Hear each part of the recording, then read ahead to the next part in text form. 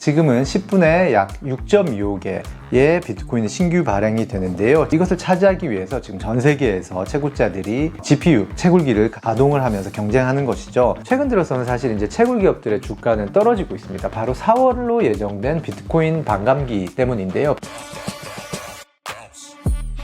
여러분 안녕하십니까. 서울경제신문 뉴욕 특파원 김웅록입니다. 올해 1월 미국 증권거래위원회가 비트코인 현물 ETF를 승인을 했죠. 비트코인은 이제 월가에 진입하면서 세계 주류 금융 자산군이 됐습니다. 그리고 비트코인 생태계 중에서도 채굴 산업의 변화가 핵심으로 보입니다. 왜냐하면 채굴 산업은 비트코인의 신규 공급을 쥐고 있는 공급자 역할을 하기 때문입니다. 이번에 규모를 키우고 새롭게 질서를 재편하는 데 성공한다면 앞으로 비트코인 산업을 이끌어갈 수 있다라는 계산이 업체들의 머릿속에 있습니다. 그리고 그 경쟁의 선두에 선 기업들이 바로 미국의 상장사들, 그 중에서도 마라톤 디지털 홀딩스입니다. 채굴은 비트코인 이용자들이 주고받는 비트코인 거래가 정상인지를 확인해주는 대가로 신규 비트코인을 획득하는 과정을 말합니다. 보다 구체적으로 얘기를 하면 거래가 이상이 없을 때 나올 수 있는 정상적인 답을 찾을 때까지 단순 연산을 계속 반복하는 것이 바로 채굴입니다. 만약 답이 나오기만 하면 자동으로 그 거래는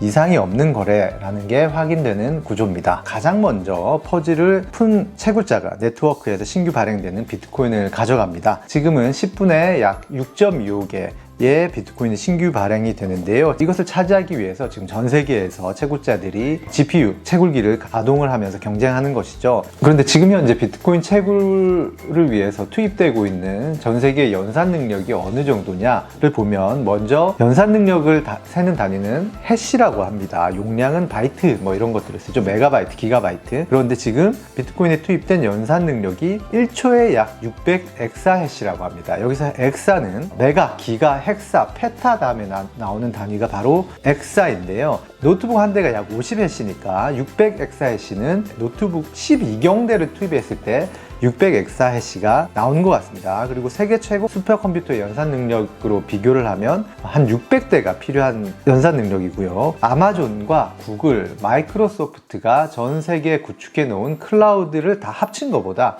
더 많은 연산이 현재 비트코인 네트워크에 투입되고 있습니다. 그리고 채굴자들은 이런 연산 능력을 더 많이 투입할수록 더 많은 비트코인을 가져가는 구조이죠.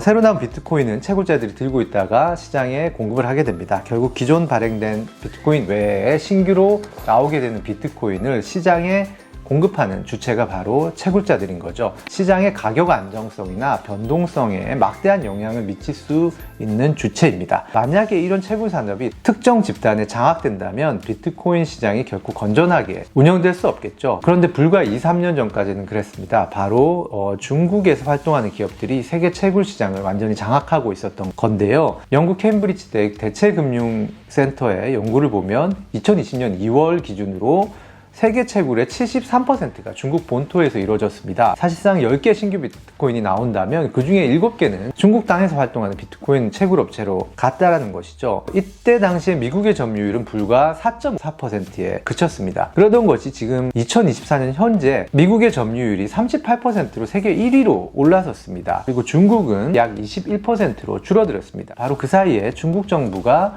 자국 내 비트코인 채굴을 전면 금지하게 됩니다. 중국은 당시 왜 갑자기 비트코인 채굴을 금지시켰을까요? 세계경제포럼은 암호화폐를 금지한 이유 중에 하나가 아무래도 중국의 자본 유출을 막기 위한 시도일 것이다, 이렇게 보고 있습니다. 실제로 2019년부터 2020년 사이에 동아시아에서 다른 지역으로 넘어간 가상자산의 규모만 500억 달러, 우리 돈으로는 약 67조 원에 이른다고 합니다. 대부분이 중국에서 빠져나간 돈이라고 추정을 하고 있는데요. 당시에 이제 중국은 공동부유라는 정책을 펼칩니다. 공동부유는 다 같이 잘 살자, 이런 건데 핵심은 빈부격차를 줄이는 방안입니다. 그래서 빈곤층의 소득을 높이는 것도 주요 정책이지만 동시에 또 부유층들이 너무 많은 부를 쌓고 부당한 방법으로 쌓는 거를 이제 막겠다라는 것이었는데요. 그래서 당시에 부유층이나 IT 기업 이런 것 것들을 상대로 부동산 조사 이런 것들이 면밀하게 진행되기도 했습니다. 그러니까 결국 부유층이나 기업들이 나의 자산이 갑자기 동결되거나 몰수가 될 수 있다라고 우려를 하면서 해외 자산을 막 사들이는 방식으로 자본 외국으로 유출을 한 것이죠. 해외 부동산 매입이 이때 굉장히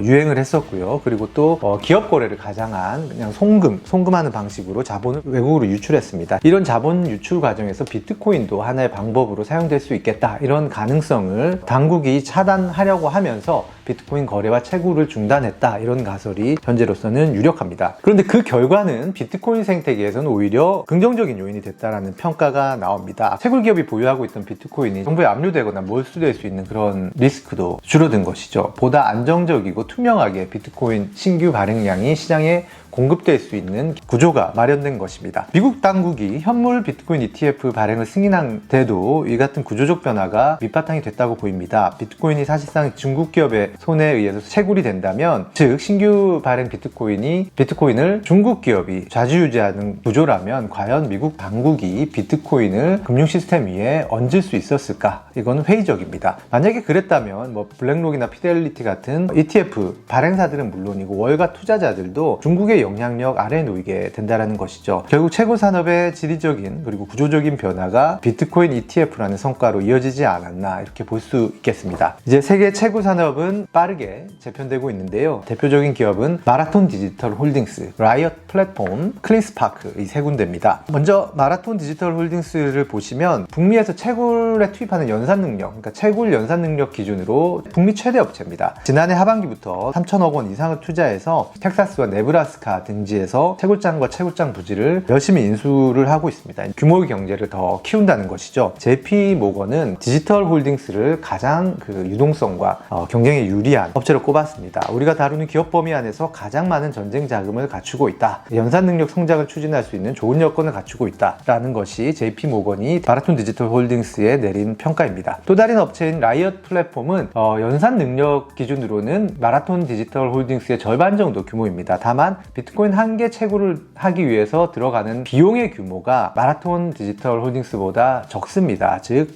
수익성이 더 높을 수 있다는 것이죠. 그렇지만 이런 기업들도 최근 들어서는 사실 이제 채굴 기업들의 주가는 떨어지고 있습니다. 바로 4월로 예정된 비트코인 반감기 때문인데요. 반감기라는 것은 반으로 주는 것, 말 그대로 채굴을 했을 때 네트워크에서 주어지는 신규 비트코인 보상량이 현재 6.25개에서 3.125개로 줄어든다는 겁니다. 이 말은 채굴업체들의 투입은 똑같은데 수익은 반으로 준다라는 거죠. 마라톤의 CEO 프레드 틸이 추산한 바에 따르면 현재 업계 평균의 손익분기점은 비트코인이 가격이 개당 23,000달러면 채굴의 수익성이 있다, 이렇게 보고 있는데 반감기가 되면 이제 이 손익분기점이 43,000달러 정도로 올라간다고 합니다. 마라톤 측은 이제 연산 능력이 작은 중소 채굴업체 같은 경우에는 상당수가 반감기를 지나가면서 문을 닫을 것이다, 이렇게 봅니다. 그리고 그때를 노리고 투자를 확대를 하는 것이죠. 그리고 지금 현재로서는 자금 능력을 갖추고 보다 투명한 기업들, 단기적인 채굴 산업의 리더는 미국의 상장 채굴 기업이 될 가능성이 높아